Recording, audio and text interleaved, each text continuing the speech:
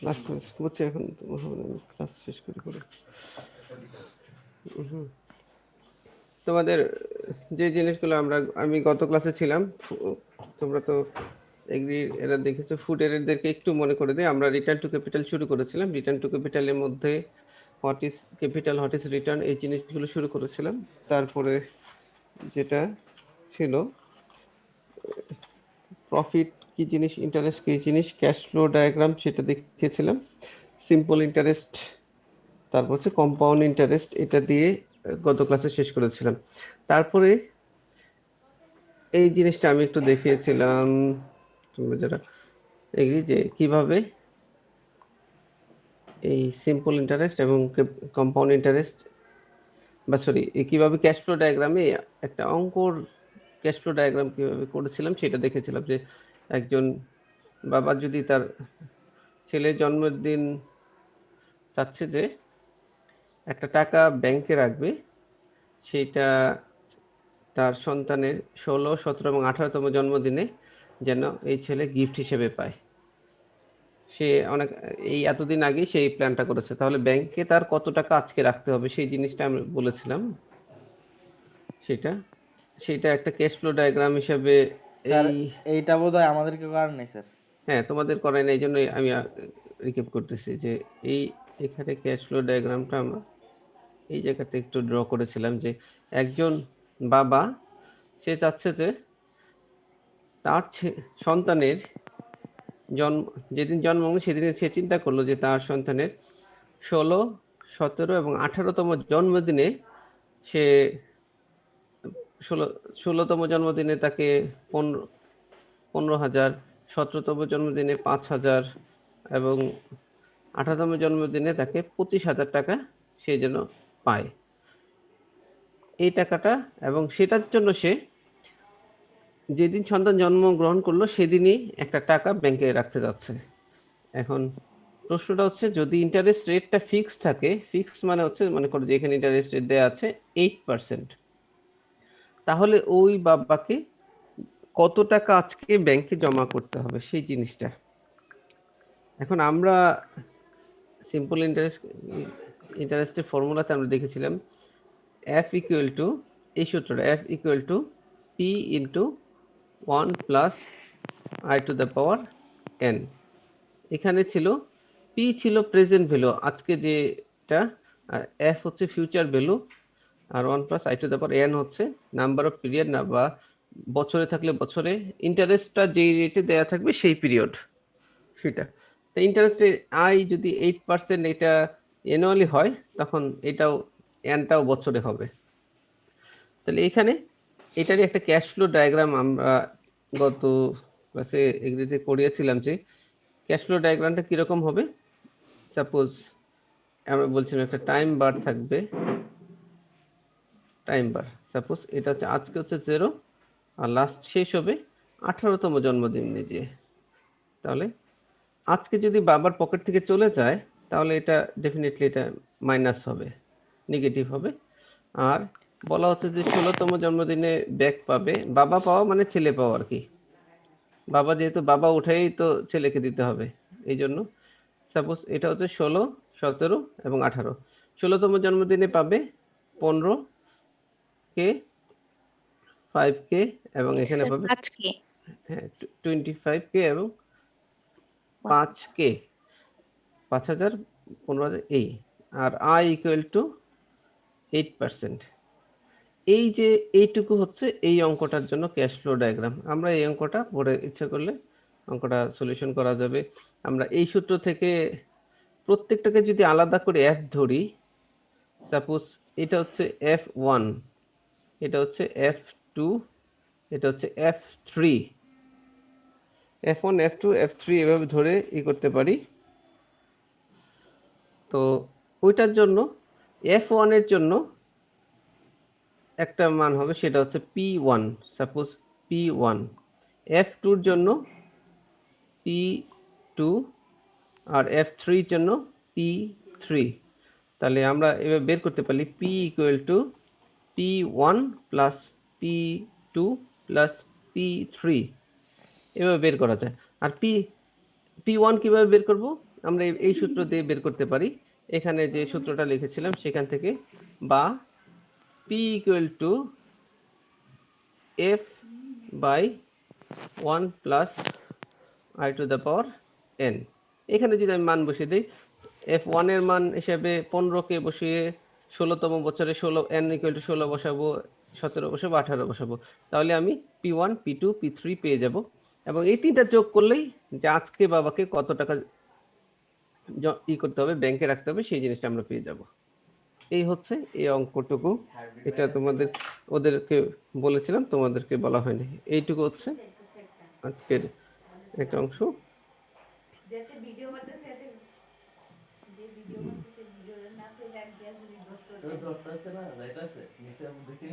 Suppose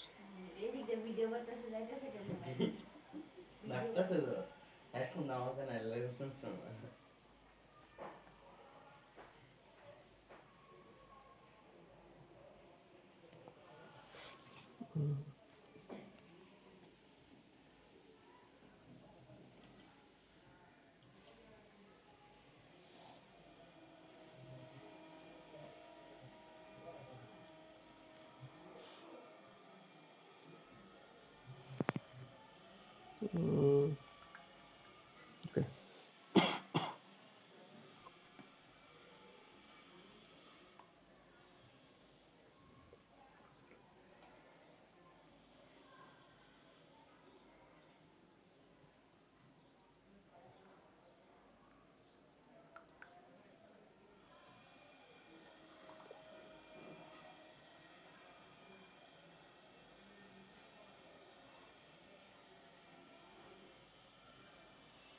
এখানে দেখো cash flow ডায়াগ্রামে এটা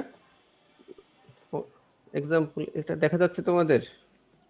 জি স্যার। ওকে, সো এখানে দেখা যাচ্ছে যে যদি cash flow diagram exam problem compound ইন্টারেস্টের জন্য, যে $100 যদি আজকে দেওয়া হয় 5% ইন্টারেস্ট রেটে, 3 বছর পরে কত হবে? তাহলে এটার ক্যাশ ফ্লো ডায়াগ্রামটা অনেকটা এরকম হবে। এটা তোমরা এভাবে দেখেছো। ওকে, এই নোটেশনগুলো আমরা গতদিন তোমাদের সবাই দিয়েছে। I equal to interest rate per interest period. সব সময় আইটা হবে স্মল আই। আমরা স্মল আই এবং ক্যাপিটাল আই দুইভাবে ভাগ করে থাকি। স্মল আই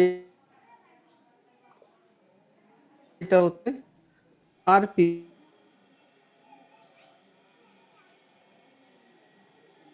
পিরিয়ড, মার্কিন হচ্ছে ক্যাপিটাল এন হচ্ছে number of period, P F এ এই জিনিসগুলো আমরা বলেছিলাম।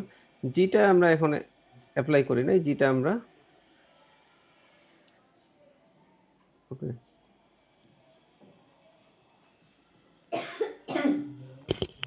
ক্যাশ ফ্লো ডায়াগ্রাম কতগুলো, এই কথাগুলো আমরা আগেই বলেছি। ক্যাশ ফ্লো ডায়াগ্রাম ড্র করার সময় হরিজন্টাল লাইনটা হচ্ছে টাইম স্কেল, সেই জিনিসটা দেখানো হয়। আর এরো আছে, এরোগুলো সরি এরো ক্যাশ ফ্লোর এরো এখানে দেখানো হয়। এবং হচ্ছে different point cash flow diagram is dependent আপন পয়েন্ট অফ ভিউ। যে আমি পয়েন্ট অফ ভিউ বলতেও যে আগে বলা ছিল যে বড়োয়ারের, আমরা কি এটা বড়োয়ারের সেন্স থেকে পড়ছি নাকি এটা কোন সেন্স থেকে পড়ছি, এই জিনিসটা ল্যান্ডার নাকি বড়োয়ার, এটার মাধ্যমে এটার ভিত্তিতে আমরা এটাকে ক্যাশ ফ্লো ডায়াগ্রামটাকে ভাগ করে থাকি।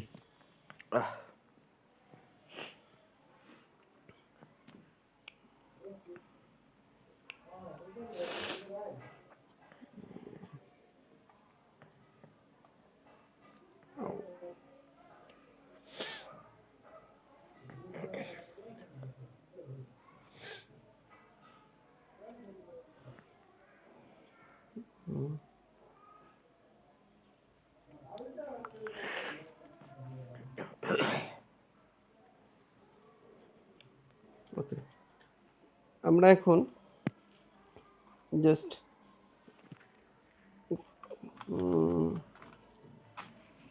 ইউনিফর্ম পেমেন্টের জন্য কি হবে সেই জিনিসগুলো আমরা একটু এখন দেখব।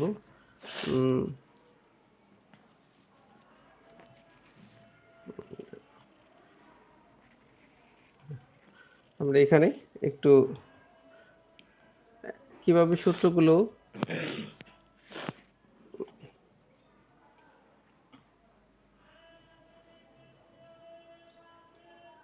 ওকে সো এখন আমরা নতুন একটা শুরু করতে যাচ্ছি যে ইউনিফর্ম পেমেন্টের জন্য কি জিনিসটা দাঁড়ায়। সাপোজ একটু আমরা একটা ক্যাশ ফ্লো ডায়াগ্রাম এখানে ড্র করি। যে ক্যাশ ফ্লো ডায়াগ্রামটা হচ্ছে এখানে হচ্ছে পি, আর সেটা একটা ইউনিফর্ম পেমেন্টে দিতে হবে। ইউনিফর্ম পেমেন্ট বলতে মনে আছে কিনা যে তার টাইম পিরিয়ড এবং নির্দিষ্ট থাকবে। সাপোজ এটা পি, এগুলো সব হচ্ছে এ, প্রতি বছর একই হারে রিটার্ন পাবে। হ্যাঁ একই হারে রিটার্ন পাবে। তার মানে হচ্ছে সেই জিনিসগুলো এখন 0 1 2 3 4 5 এটা লাস্ট হচ্ছে এন, ক্যাপিটাল এন দিলাম। আমরা একটা জিনিস একটু আগে অঙ্কটার মতো একটা জিনিস আমরা করতে পারি যে এখানে যদি আমরা প্রথম বছরের জন্য প্রথম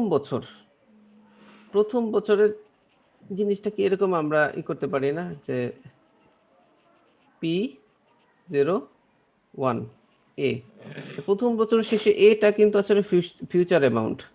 আবার দ্বিতীয় বছর পরে, আচ্ছা এটা P1 দিলাম, ওকে।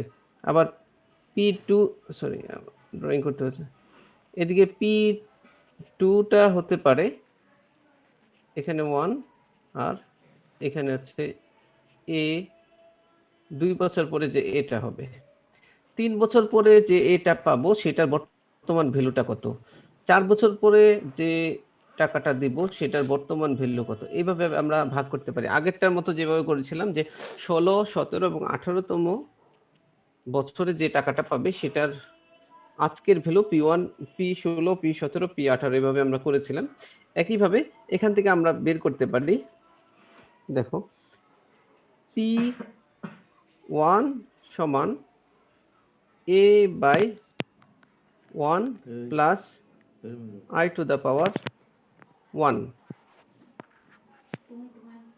এটা আমরা কোন সূত্র দিয়ে করেছি?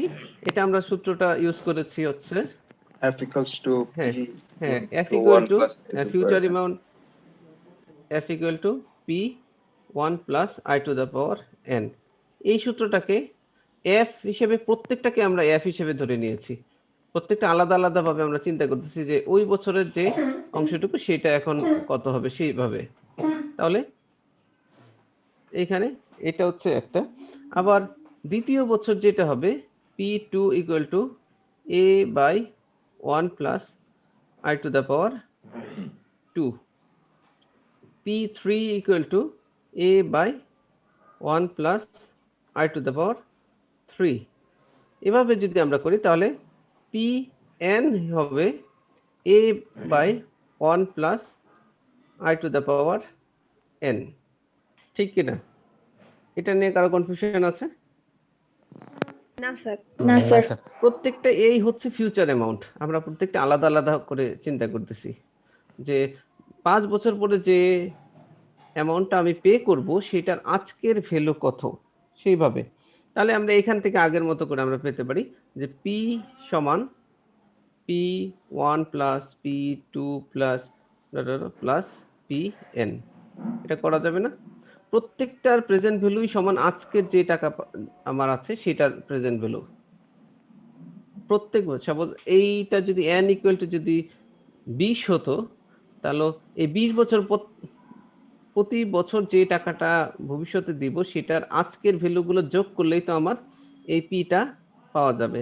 মানে হচ্ছে এই ক্যাপিটাল পিটা ইচ্ছা করলে আমরা এরকম করে ছোট ছোট ভাগে ভাগ করে করেই আসলে এটা একটা বড় ক্যাপিটাল এই পিটা হয়েছে, আজকের প্রেজেন্ট ভ্যালুটা হয়েছে। সো এভাবে আমরা করতে পারি। তাহলে এটার পরিবর্তে যদি আমরা এখন P1, P2, P3 এগুলো সবগুলোর মান বসিয়ে দেই তাহলে P1 equal to a by 1 plus I to the power 1 plus a by 1 plus i to the power 2 plus এরকম করে করে plus a by 1 plus i to the power n। প্রত্যেকটা এই যে এই মানগুলো আমরা বসিয়ে দিলাম এই ইকুয়েশনে।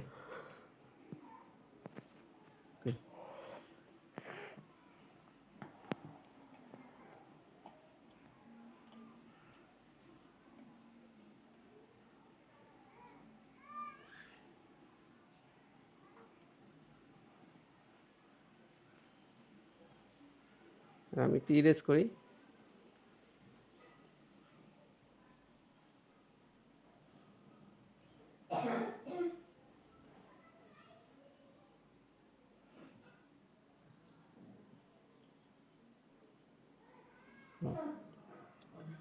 তাহলে আমাদের যে জিনিসটা দাঁড়াচ্ছে দেখো, আমরা পাচ্ছি p বাই a, আমরা যদি a যদি ওই সাইড থেকে নিয়ে আসি তাহলে 1 by 1 plus i to the power 1 plus 1 by 1 plus i to the power 2 plus 1 by 1 plus i to the power n। এই জিনিসটা দাঁড়ায়। তাহলে এখান থেকে আমরা আরেকটু সরল করতে চাচ্ছি। এটা নিচে 1 plus i to the power n নিচে থাকবে। এইটা 1 plus i to the power n এর মধ্যে n মাইনাস 1 থাকবে। তাহলে 1 plus i to the power n minus 1 plus 1 plus i to the power n minus 2 plus এটা একবার যাবে, সুতরাং এটা 1, শেষে 1 থাকবে।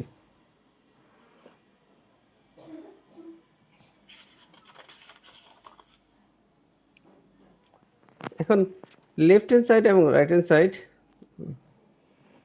আমরা যদি এখানে করি multiply by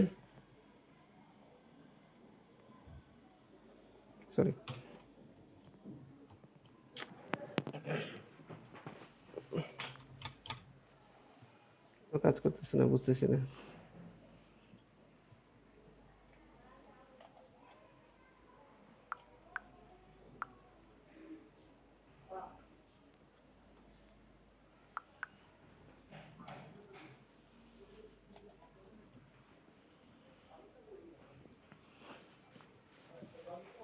multiplying both side by 1 plus i, 1 plus i দিয়ে আমরা both side যদি মাল্টিপ্লাই করি তাহলে কি দাঁড়াচ্ছে দেখো, p by a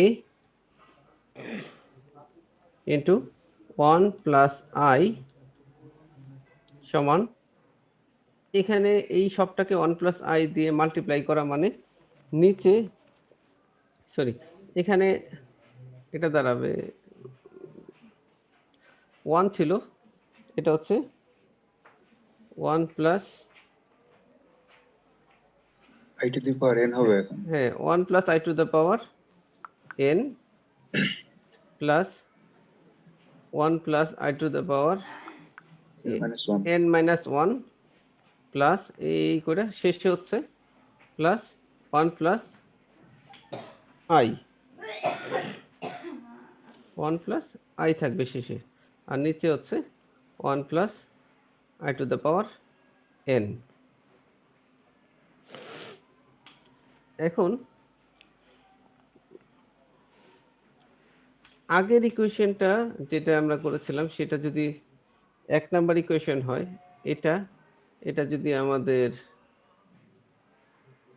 এটা হচ্ছে 1 নাম্বার ইকুয়েশন, 1 নাম্বার ইকুয়েশন, আর এটাকে যদি আমরা 2 নাম্বার ইকুয়েশন দেই, এটা হচ্ছে 1 নাম্বার ইকুয়েশন আর এটা 2 নাম্বার ইকুয়েশন। এখান থেকে আমরা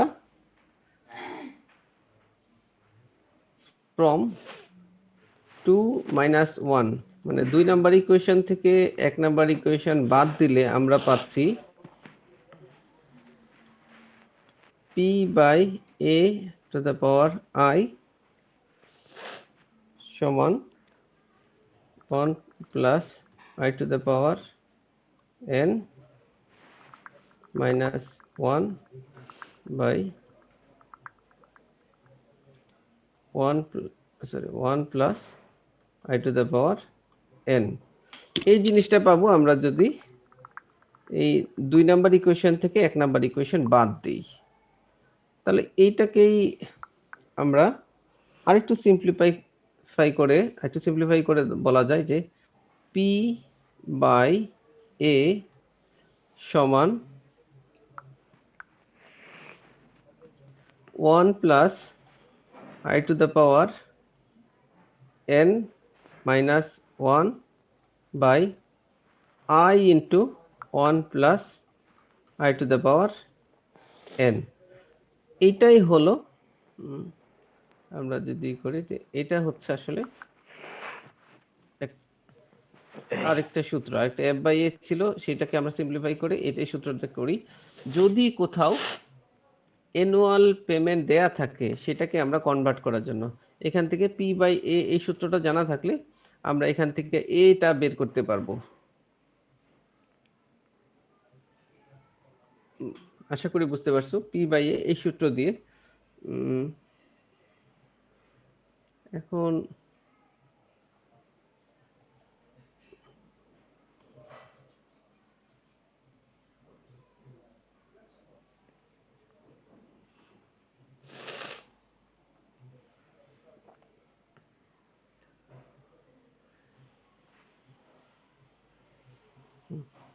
যদি আমরা এখন এখানে আমরা জানি যে f by p equal to 1 plus I to the power n, আর আমরা জানি p বাই a সমান এখন যেটা আর কি আমরা বের করলাম সেই এই সূত্রটা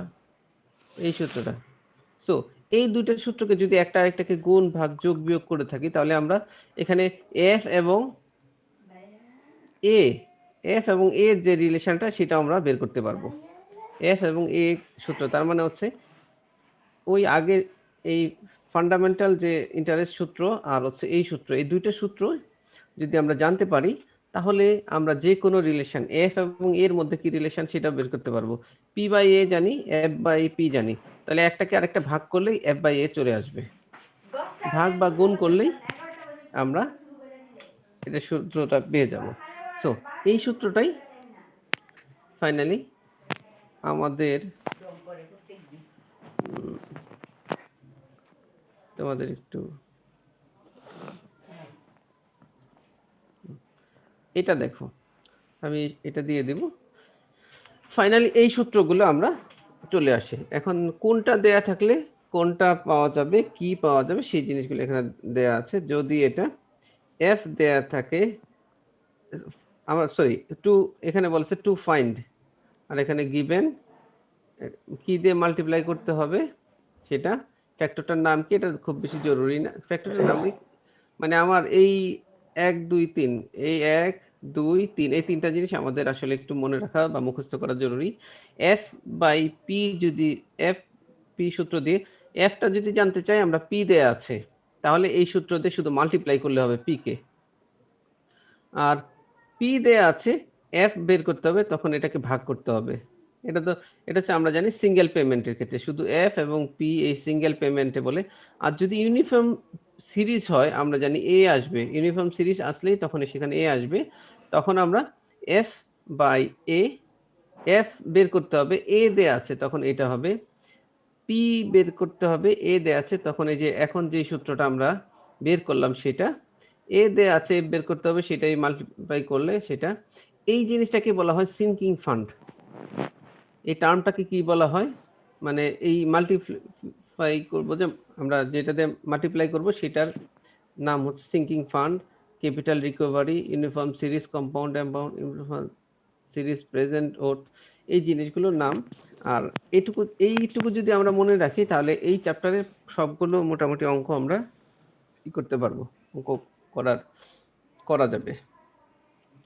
আর এখন যে ইকুয়েশনটা ডিরাইভ করলাম এটা অনেক সময় পরীক্ষায় আসে যে find the uniform series compound for compound amount, মানে হচ্ছে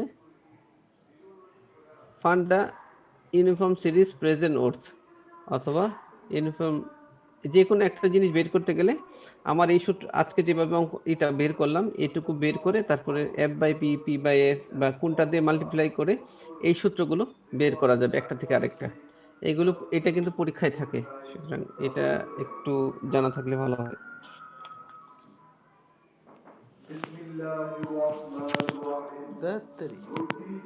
ওকে, আর এখানে মোটামুটি টেবিল, এই টেবিলে যা আছে সবগুলো একটু ইদে আছে।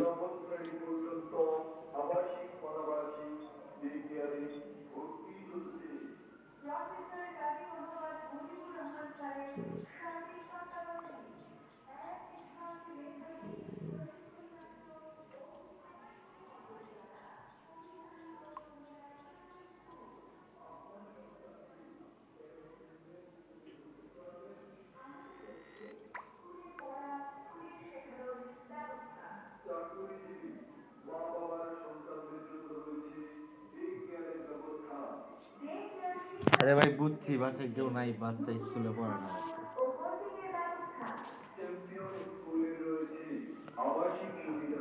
ওকে, আমরা একটা নতুন যদি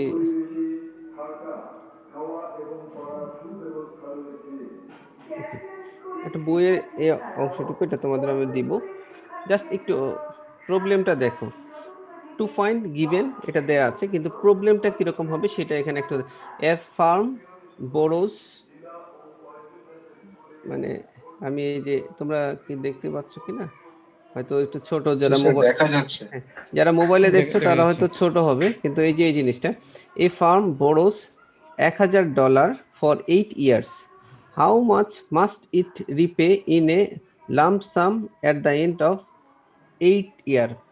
8 বছর পরে সে কত, আজকে $1000 সে নিল, 8 বছর পরে কত টাকা তার ফেরত দিতে হবে। এটাই যে ক্যাশ ফ্লো ডায়াগ্রাম নিল। দেখো আজকে বড় করা মানে আজকে সে পেয়ে গেছে, তার কাছে টাকাটা ছিল না, তা সে টাকাটা চলে আসছে, তার মানে পিটা উপরের দিকে চলে আসছে। 10% ইন্টারেস্ট দেয়া আছে, 8 বছর পরে 8 বছর পরে এফ সমান কত, এই সূত্রটা এফ বের করতে হবে, পি দেয়া আছে, ওই মাল্টিপ্লিকেশন এই সূত্র দিয়ে মাল্টিপ্লাই করে ফাইনালি এটা বের হয়ে যাচ্ছে। একইভাবে পি বের করতে হবে, এফ দেয়া আছে উল্টাটা। A firm desires to have $1000 in 6 years from now, সে 6 বছর পরে $1000 চাচ্ছে, আজকে কিছু ইনভেস্ট করবে, ডিপোজিট করবে, আজকে কিছু ডিপোজিট করবে, তাহলে কত টাকা ডিপোজিট করতে হবে, তার মানে পি আজকে তার কাছ থেকে বের হয়ে যাবে এবং সেটা 10% ইন্টারেস্ট রেটে 6 বছর পরে এফ সমান 1000, এফ 1000 এটা কনস্ট্যান্ট, কিন্তু আজকে কত পাবে সেটা দিতে হবে, সেটা কনস্ট্যান্ট না। তাহলে সেভাবে বের করলে যে আজকে পি বের করতে হবে, এফ দেয়া আছে, সেই multiplication 1 + i to the power n, এটা দিয়ে 1 + i to the power n দিয়ে মাল্টিপ্লাই করে এটা বের হয়েছে এই জিনিসটা। ওকে,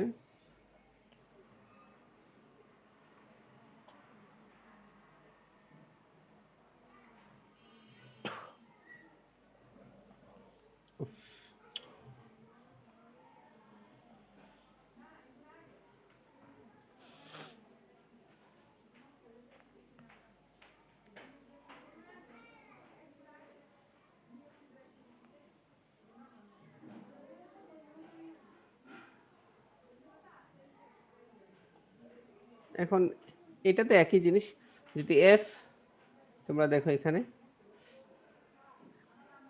আগের মতোই এফ বের করতে হবে, এ দেয়া আছে এরকম একটা problem. If 3 annual deposits of $2000 each are placed in an account, how much money has accumulated immediately after the last deposit?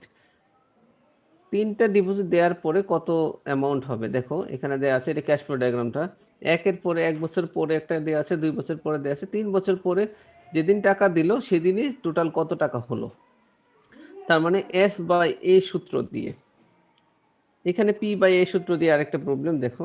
How much should the deposit in a fund now to provide for 9 end of year withdrawal of, প্রতি 9 বছর অন্তর 9 বছর ব্যাপী $100 করে প্রতি বছর পাবে, তার জন্য কত টাকা আজকেই ব্যাংকে রাখতে হবে সেই জিনিসটা। তার মানে পি সমান হোয়াট, আর প্রতি 1 2 3 4 এরকম 9 বছর পরে এ সমান $100 করে এটা পেতে হবে।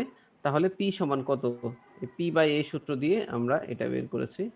এই পি বাই এ সূত্রটা আমরা জানা আছে, সেখানে বসিয়ে দিয়ে এটা বের করা যাবে। এ এফ এর রিলেশন, এ বের করতে হবে, এফ দেয়া আছে, জাস্ট এইটার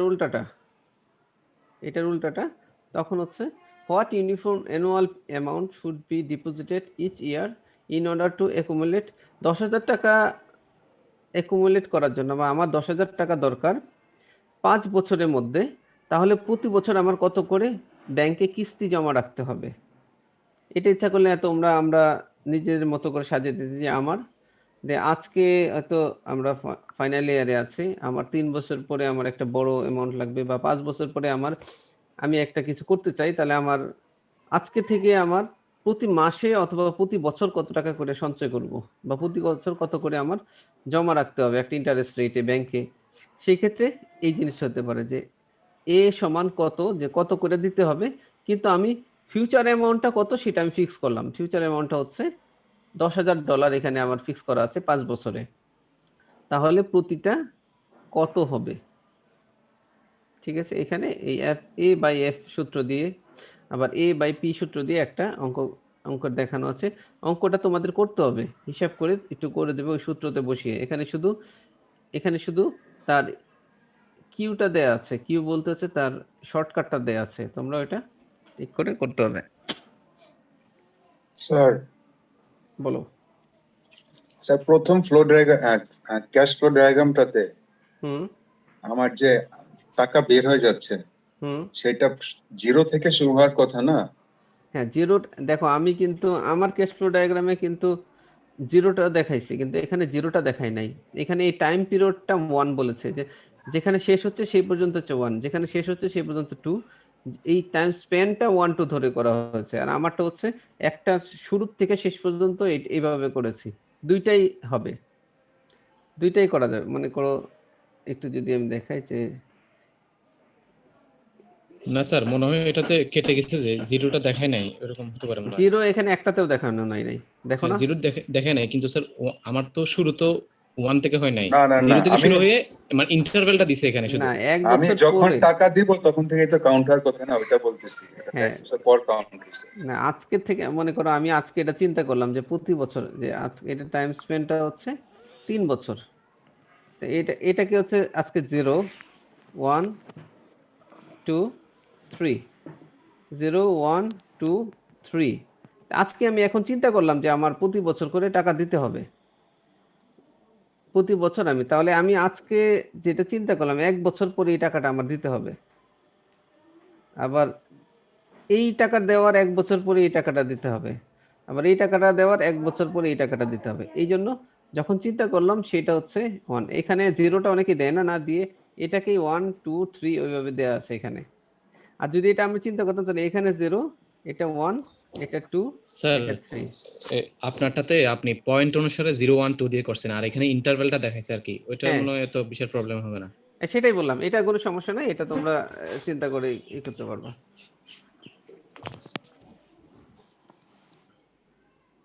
হুম এখন ওকে। সো এই পর্যন্ত হচ্ছে আসলে সূত্র। আমরা এরপর থেকে অঙ্ক করা শুরু করব। এই নোটেশন গুলো তোমরা কি এটা দেখতে পাচ্ছ? মনে হয় দেখতে পাচ্ছ না।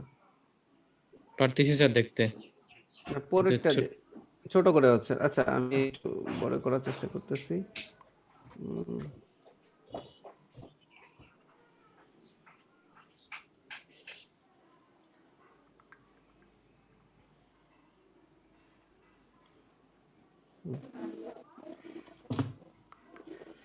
সমস্যা সমস্যা যেটা হচ্ছে যে এখন হচ্ছে কতগুলো প্রবলেম, কিন্তু প্রবলেমগুলো তোমাদের হয় লিখে দিতে হবে আর নয়তো মানে আমি এখন থেকে অঙ্ক করা শুরু করব আর কি।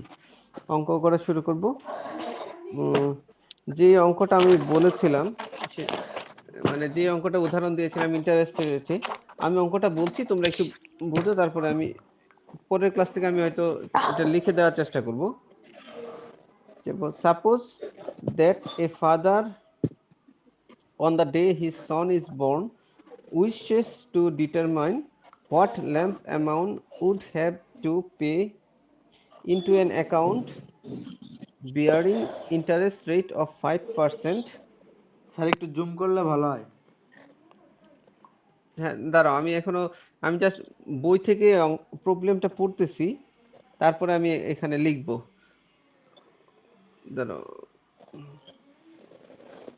আমি যে হোয়াইট বোর্ডে আমরা তোমার লিখবো যে একজন বাবা সে বলতেছে যে a is equal to 2000, মানে টাকা 2000 অথবা ডলার 2000, মানে সে হচ্ছে $2000 করে তার সন্তানকে দেবে at 18, 19, 20 and 21th বার্থডে।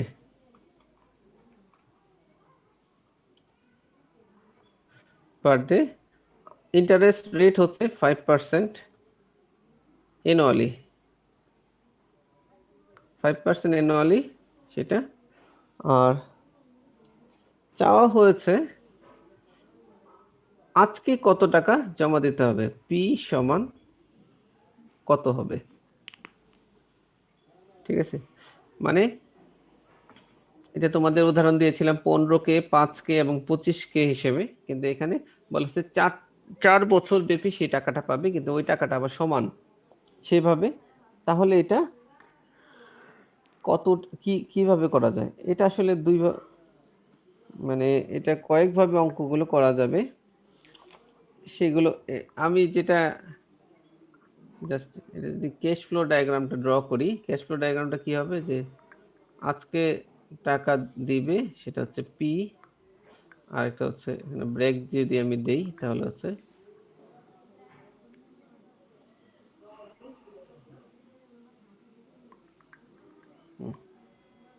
তার মানে হচ্ছে এখানে 0 বা 1 যেটাই বলো, এটা হচ্ছে 18, 19, 20 এবং 21, এটাতে আর সবগুলোতে এ সমান $2000, আই সমান 5%, তাহলে এটুকু হচ্ছে এটা। তাহলে এই অঙ্কটা যদি আমরা আগের মতো করে করি, তাহলে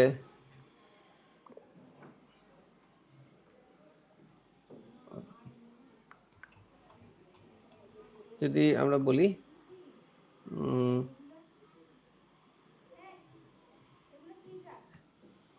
at 18th year বা for 18th year P1 সমান f p by f সূত্র দিয়ে, তাহলে আমরা বলতে পারি আমরা সেখানে P17 ধরতে পারি। P17 মানে 17তম, যে সরি P18তম বছরে যেটা হবে সেটা P18 সমান f, এটা হবে সরি এটা 8000 না, এটা 2000, এর মান হবে তখন 2000 f by 1 plus i to the power n, i এর মান কত 0.05 টু দ্য পাওয়ার n সমান হবে 18, তাহলে সেটার মান হবে P18 সমান যেটা হয় সেই জিনিসটা বসিয়ে নিতে পারো। একইভাবে P19 সমান 2000 by 1 plus 0.05 to the power 19 সমান কত, আবার P20, P21 এভাবে বের করে আমরা এটা পেতে পারি। তারপরে আজকে কত টাকা জমা দিতে হবে, P সমান P18 plus P19 plus P 20 plus P 21। এটা এইভাবে আমরা এটা কত হবে সেই জিনিস সেটাই হবে আনসার। এই অঙ্ক আর আমি করে দিলাম না, তোমরা এটুকু করে নিও এটা। অথবা এই অঙ্কটা আরেকভাবে করা যায়, সেটা দেখানোর জন্য আমি আসলে করেছি। সেটা দেখানোর জন্য, যেমন হচ্ছে যে টাকাটা জমা দিল সেটা 17 বছর পর্যন্ত টাকাটা খালি বাড়বেই, তাই না?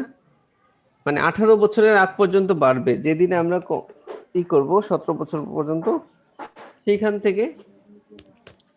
সেই দিন থেকে ওই টাকাটা খরচ হওয়া শুরু করবে বা বের হওয়া শুরু করবে। তা আমরা এটাকে এভাবেই করতে পারি যে এই টাকাটা 17তম বছরে যে কত হয়, পিটা এটা এফ, সেখানে 17তম বছরে যায় এটা কত হয় সেই জিনিসটা আমরা বের করতে পারি। বের করে আবার এইভাবে আমরা করতে পারি না, দেখো এফ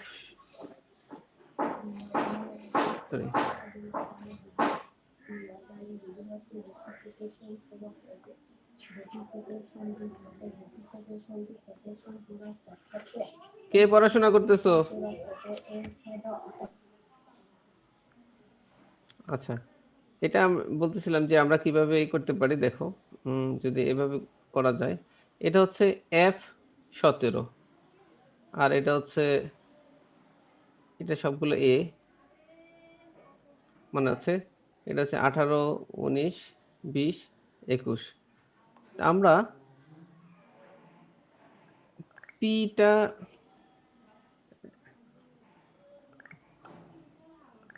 বলতেছি যে এই যে বছরে যেগুলো, সরি 21, 20, 19, 18 এই বছরগুলোতে সবগুলো হচ্ছে 2000 টাকা করে করব। এই 2000 টাকা এই 17তম বছরে এটার ভ্যালু কত দাঁড়ায়, তার মানে P17।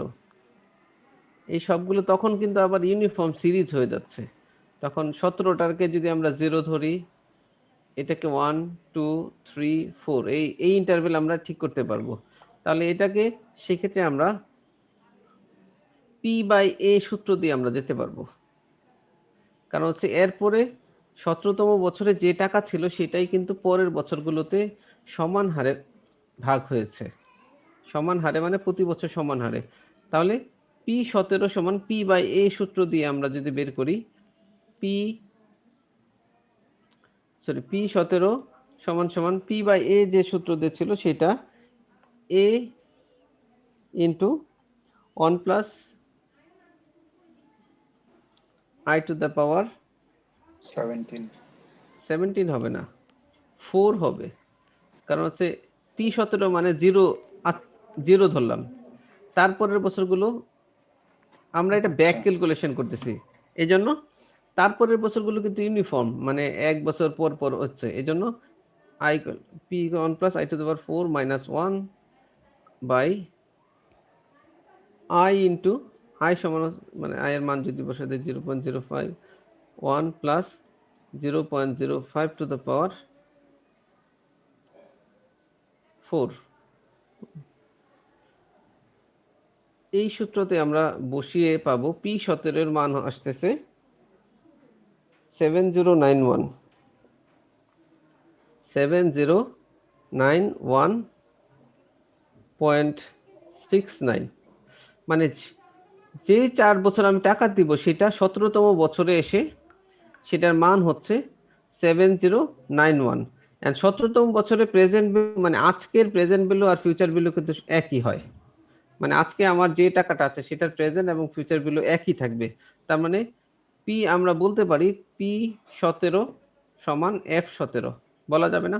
একটু চিন্তা করে দেখো যে এই সময় এটা কিন্তু একই দিনে, সুতরাং P17 সমান F17। তাহলে P17 মান হচ্ছে F17 সমান হচ্ছে 7091.69। তাহলে P সমান কত? তাহলে এটা F/P সূত্র দিয়ে আমরা পরে বের করতে পারবো। P সমান f by 1 plus i to the power 17। এখানে f এর মানটা জানি, i এর মান জানি 17। এখানে মান বসিয়ে দিলেও দেখা যাবে 3094। সুতরাং আজকে যদি ওই বাবা $3094 সে ব্যাংকে জমা রাখে, তাহলে 18, 19, 20 এবং 21তম বছরে $2000 করে সে তার সন্তানকে দিতে পারবে। এই যে এখানে যেটা বের করেছি, এটা কিন্তু দুইটা ওয়েতে আমি বের করে দেখালাম। একটা হচ্ছে ইউনিফর্ম পেমেন্টের সূত্র দিয়ে, আর একটা হচ্ছে এটাকে প্রত্যেকটাকে ফিউচার অ্যামাউন্ট ধরে প্রেজেন্ট ভ্যালুতে আমি কনভার্ট করেছি, করে আবার যোগ করে এখানেও কিন্তু 3094 মান আসবে। যে কোনো একটা পদ্ধতিতে করলেই হবে। আমি দুইটাই করে দেখালাম, কারণ হচ্ছে কিভাবে আমরা এটাকে ব্যবহার করতে পারি সেটা দেখানোর জন্য। ওকে, এখন এই অঙ্কটাকে এখানে এ হিসেবে করানো আছে, ইউনিফর্ম সিরিজ হিসেবে করানো আছে। এখন যদি আমি মানে ইউনিফর্ম সিরিজ হিসেবে এখানে দেখা যায় যে প্রতি বছর 2000 টাকা করে পাবে। এখন এটা না হয়ে যদি উল্টাটা হতো যে সে 18তম বছরে যে সে 5000 দিবে, 19তম বছরে যে 10,000 দিবে, 20তম বছরে যে 20,000 দিবে, আবার 21তম বছরে যে 10,000 দিবে। মানে আমি বলতে চাচ্ছি ডিফারেন্ট যদি হয়, তখন কিন্তু আমরা এই যে এই সূত্রটাই তখন ভালো হবে। তখন প্রত্যেকটা ফিউচার অ্যামাউন্টকে প্রেজেন্ট ভ্যালুতে কনভার্ট করে তারপরে আমরা এই পিটা বের করতে পারি। যেমন আরেকটা অঙ্ক করা যায় যে 18, 19, 20 এবং 21তম বছরে এই টাকা পাচ্ছে এই সেম ইন্টারেস্ট রেটে, তাহলে আজকে কত টাকা ব্যাংকে জমা রাখতে হবে সেটাও এভাবে করা যায়। ওকে, আচ্ছা, আমার মনে হয় আমরা বেশি যাচ্ছি। তা আজকে এই পর্যন্তই থাকলো। আজকে যেটা আমরা করেছি যে ইন্টারেস্ট রেটের আরেকটা সূত্র আমরা বের করেছি, এবং এই সূত্র অ্যাপ্লাই করে আমরা কিভাবে করতে পারি সেই জিনিসগুলো দুই একটা অঙ্ক দেখিয়েছি। আমরা সামনের ক্লাসে আরো কয়েকটা শুধু অঙ্ক দেখাবো, আর ইন্টারেস্ট রেটটাকে কিভাবে আমরা নতুন কিছু ইন্টারেস্ট রেটটাকে পার পিরিয়ড ইন্টারেস্ট রেটগুলো কিভাবে ক্যালকুলেশন করা হয় সেই জিনিসগুলো দেখিয়ে কয়েকটা অঙ্ক করাবো।